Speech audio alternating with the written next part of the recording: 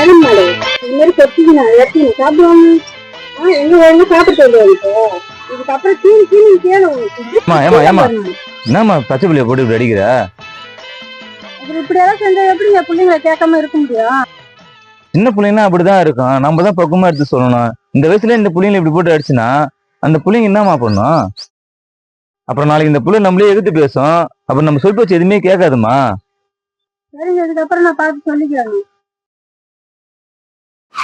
அப்பா, அம்மா பெட்ரோல் காசு வாங்கி காசு இருந்தா கூட உன்னை எதுனா சொல்ல வண்டி எடுக்காதுன்னு சொல்லி இருக்கிறேன். எங்கன்னா என் பேச்சு மதிக்கிறேன் நீ? கல்யாணம் தெரியாது, காசு வேணும், நான் வெளியே போறேன்.